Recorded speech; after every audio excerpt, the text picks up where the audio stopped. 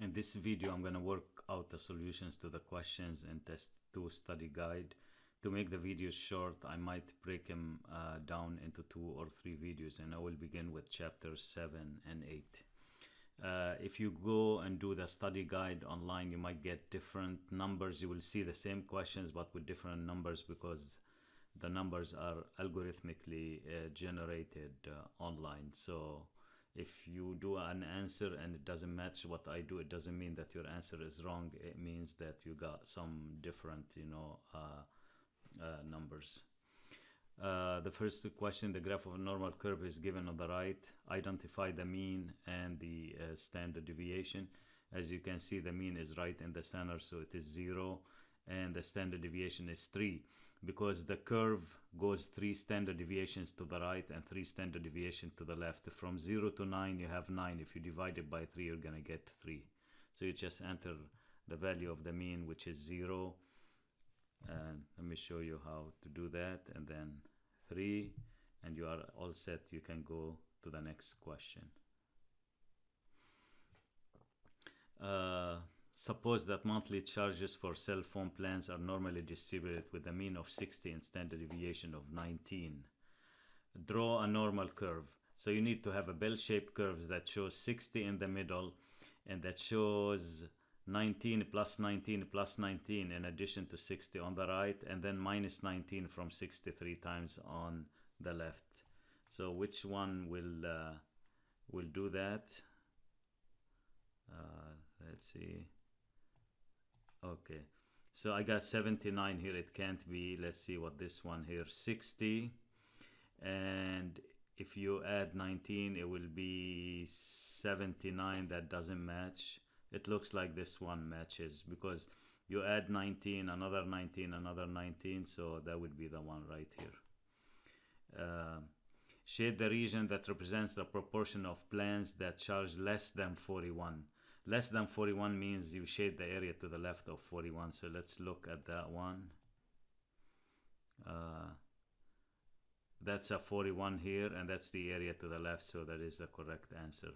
It can't be this one, although an area should, because the mean is 79. Our mean is 60, so it has to be 60 has to be in the center, so that would be the correct answer. Suppose the area under the normal curve to the left of x equals 41 is 0.1587. How do you interpret this? Okay, so because it is to the left means less than, to the right means more than, so we need to look for the language that says less than. So the probability is 0.1587 that a randomly selected cell phone plan in this is less than $41 per month. And then let's go to the next question.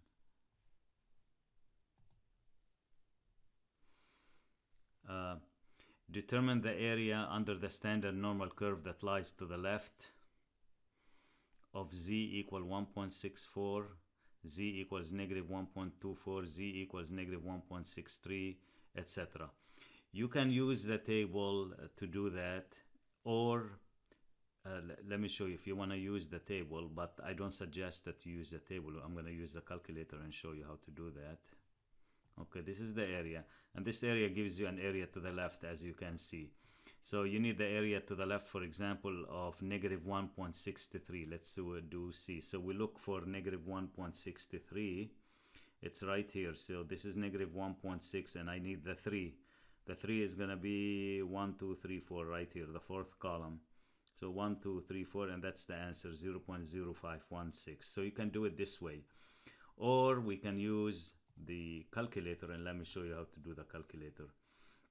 You can go second, variables, normal CDF. That's the function that we use in chapter 7. Okay, less than negative 1.63. So if you're going less than 1.63, your lower bound should be negative infinity, because you can go as far as you want less than negative 1.63. I usually tell students put negative 1,000,000 there. The upper should be the negative 1.63. So this is negative 1.63. The mean and the standard deviation, leave them at 0, 1 when you work with z. When you work with z, it's always 0 and 1. And paste. Oops, what did I do here? Oh, the negative sign should be in a negative sign, not minus. Okay, and now let me press enter, and you see it's exactly the same answer I got off the table. Let's say I want the area to the left of z equals 0.07. Here's how you do it. You can do second, variables, normal CDF.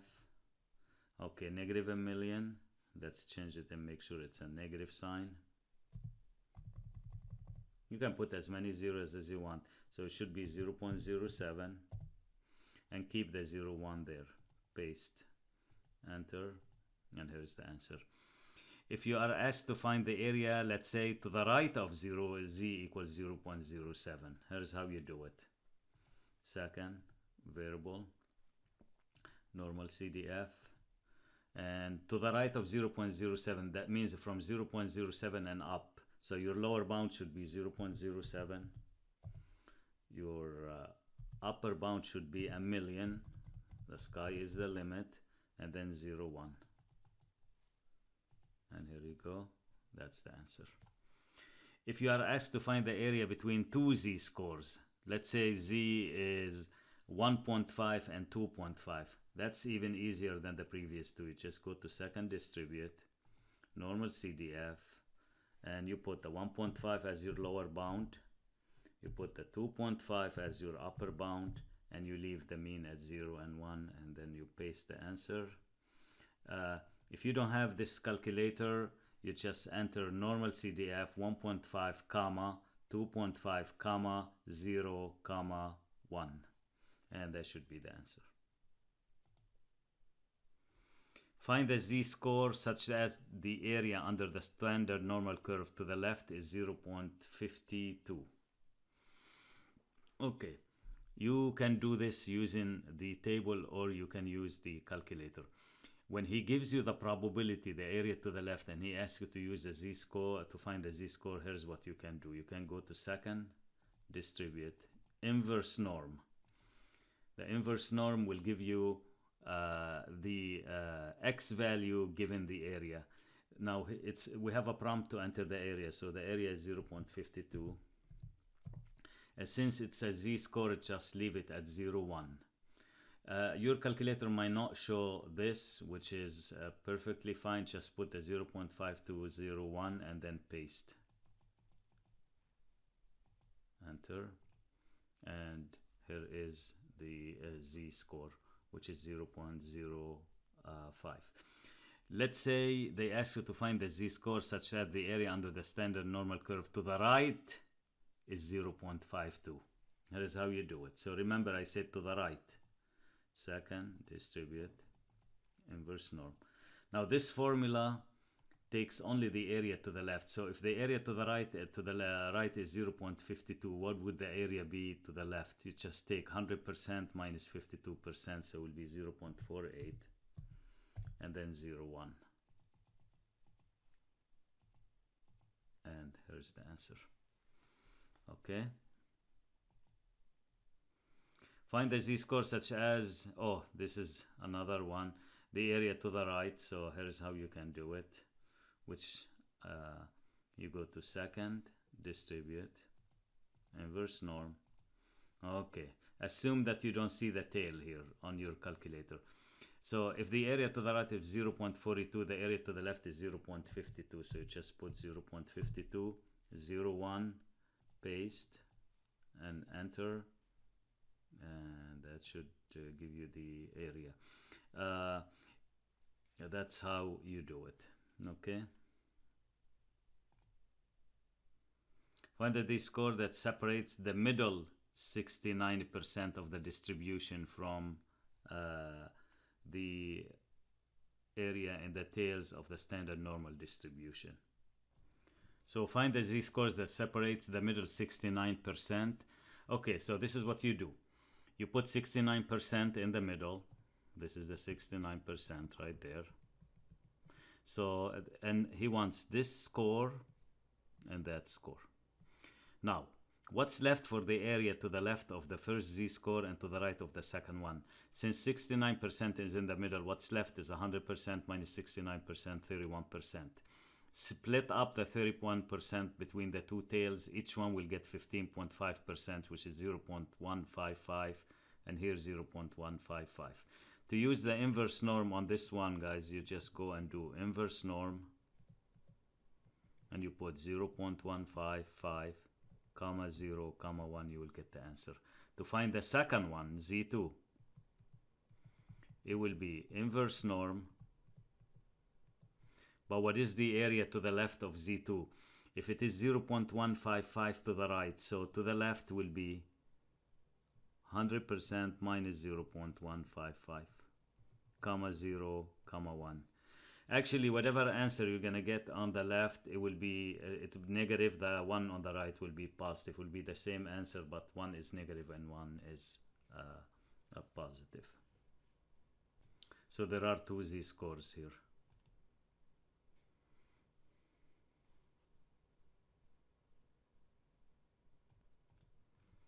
Okay, in this question, he wants z sub 0.07, z alpha. Okay, what is z alpha? Alpha would be the area to the right of z. So as you can see in the drawing, I drew alpha to the right of the target, which is 0.07. But since the inverse norm does only areas to the left, so what would the area to the left be here? It will be 100% minus 7%, so it will be 93%. Or you can write it as 0.93. So you go to inverse norm,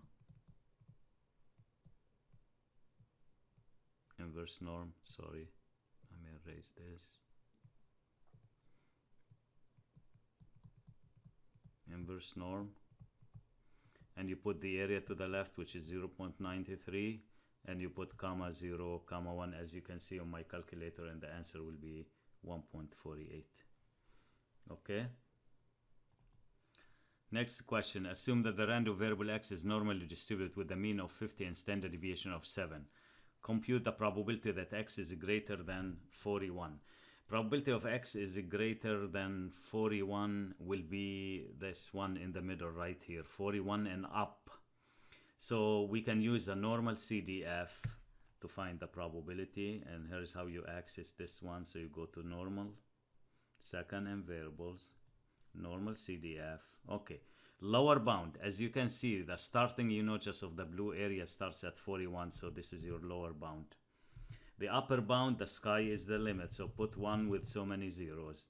The mean is not 0 and 1 here. We're not finding z here. We're not working with z, we're working with x, so put whatever he says the mean and the standard deviation are. So it's 50 and 7, and paste, and the answer is 0.99007. You can see that. Okay, next. He wants a probability of x less than 44 this time. Less than 44, it can't be B or it can't be C. The less than 44 should be right here. Okay, how do you find it? So you go to second, distribute, normal CDF. You don't use normal PDF, it's normal. Okay, the lower bound is, as you can see, there is a tail on the left. If there is a tail on the left, you put negative a million there. Upper is 44, and then the mean is 50, and the standard deviation, I think it's 9 this time. And then paste, and oops, what did we do here? Oh, the minus, I used the wrong negative sign. Should use this one. Now it should work. There you go. All right, next question. He wants the probability of x now between 34 and 57. When he gives you a lower and upper bound, that's very easy. Just go, and between will be which one? 34 and 57. Oh, it can't be this because that's shade below also 34, so it must be this one. And here's how you do the normal CDF. So you can see how fast it is when using the technology. 34, upper is 57, and mean is 50, and standard deviation is 7 this time. There you go. That's the answer. Next. Assume that the random variable x is normally distributed with mean of 15 standard deviation. Find the 87th percentile. Okay, the 87th percentile means we need to find the x value such as the area to the left of the x value is 87%. So you have to use inverse norm. And how do you use inverse norm? So you go to second, distribute, inverse norm. The area to the left is 0.87. 0.87, and you don't put 0.1 here because he gives you a mean in standard deviation, so it's 50 and then 7, and let's paste and enter. So the answer, he says round to 2 decimal places will be 57.88. Suppose that the lifetimes of light bulbs are approximately normally distributed with a mean of 57 and standard deviation of 3.5. Answer the following question. What proportion of the light bulbs will last more than 60 hours? So he wants a probability that x is more than 60. How do we do this? I'm just going to type this and show you how I would do it by hand. So probability of x more than 60 will be normal CDF. Okay, so we need 60 and up, so your lower bound will be 60, your upper bound will be 1,000,000 or 1,000,000,000, put as many zeros as you want, then the mean 57 and the standard deviation 3.5, and then close it. Let's do it on the calculator. Oops, sorry. Normal CDF. Okay, so we have 60. We have upper to be 1,000,000. Mean is 57. And standard deviation is 3.5. And that's the answer. B, the proportion of light bulbs that last 53 hours or less. So we need less than 53. In this case, it will be second distribute, normal CDF. Okay, less than 53, so 53 and lower. So since you have a lower bound now, a lower tail, it's going to be negative 1,000,000. And then you're going to put 53 and leave the mean and the standard deviation. Enter. That's the answer. Proportion of light bulbs that last between 59 and 61, that should be easy. He gives you the lower and the upper bound. So 59 and 61, and then leave the mean in the standard deviation, and that would be the answer. The probability that a randomly selected light bulb lasts less than 46 hours, that would be second distribute. Okay, every time you have a less than question, you start with negative 1,000,000 or trillion. Just put as many zeros. 46 hours. And the mean is 57, 3.5. Paste. And here is the answer. Now let me tell you what 8.3366 E minus 4. Don't ignore the E minus 4. It means that you have to move the decimal place 4 digits to the left. So actually the answer is 0.0008, which is very small, almost 0. Alright, so that's how you do this question.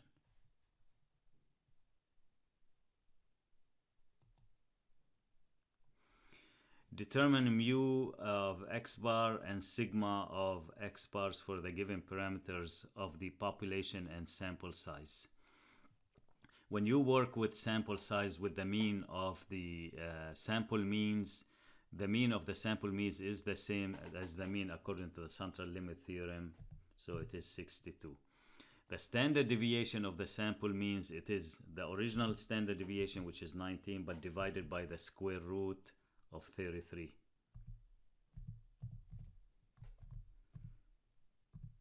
So you just grab your calculator and divide 19 by square root of 33, and you'll get the standard deviation of the sample means. And sigma of x bar is called also the standard error of the mean. So if I ask you to do the standard error of the mean, that's what you do. You take the original standard deviation divided by the square root of the sample size. Okay, use the I-84 or StatCrunch. Suppose a geyser has a mean time between eruptions of 93 minutes. If the interval of time between the eruption is normally distributed with a standard deviation of 34. So this is similar to the ones that I did earlier. What's the probability that a randomly selected time between eruption is longer than 110? So we go to second and distribute, normal CDF, more than 110, so it's 110 to begin with. The sky is the limit for the upper because it's a more than, and then the mean is 93, and the standard deviation is what in this question? 34, as you can see, and you just paste it. If this is not what shows on your screen, so this is what you do, guys. You just do normal CDF, open parentheses, enter 110 comma 1 million comma 93 comma 34, and then close parentheses, which is gonna show right here. You can see it here. Enter. What's the probability that a random sample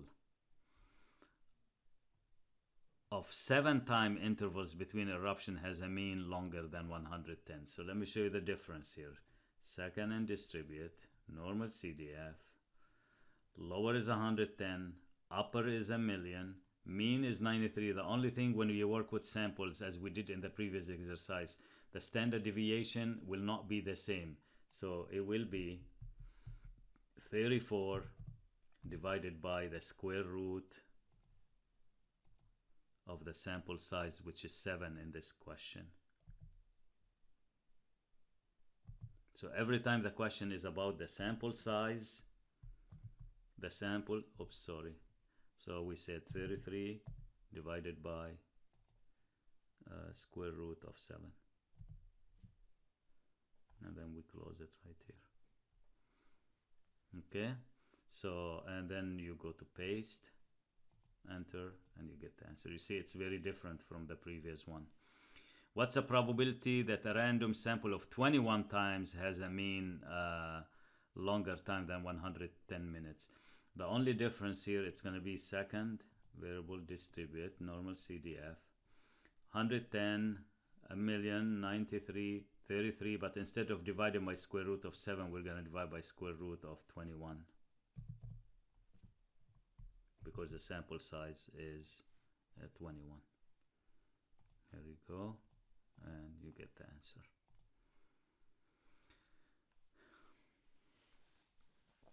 So this concludes the review for chapter 7 and 8. I will do another video for probably chapter 9 and 10, and then one video for 11.